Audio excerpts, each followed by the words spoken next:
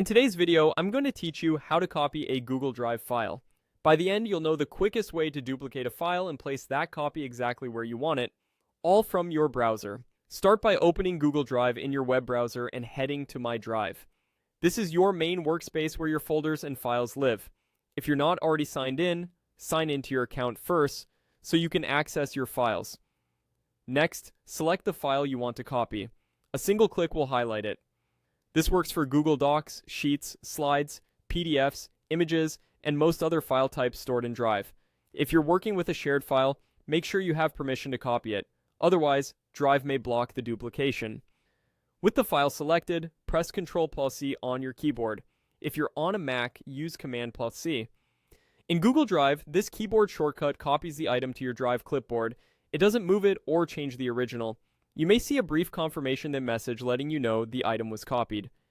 Think of this as getting the duplicate ready. The new file won't appear until you paste it. Now choose where you want that copy to live. Navigate through your Drive just like you normally would, opening folders until you reach the destination. This is helpful if you're organizing class materials, project assets, or anything you want separated into tidy folders. Double-click to enter the target folder so you're inside the exact place where you want the copy to go. Taking a second to confirm the location now saves you from having to move the file later. When you're ready, press Ctrl+V to paste. On a Mac, use Command+V. This tells Drive to create the duplicate in the folder you're currently viewing. You'll see the new file appear inside that folder, usually with a name that begins with copy of, followed by the original file name. That's your confirmation that the copy is complete. For Google Docs, Sheets, and Slides, the duplicate is fully independent. You can rename it, share it differently, or edit without affecting the original. The same goes for most non-Google files like PDFs and images. A quick recap.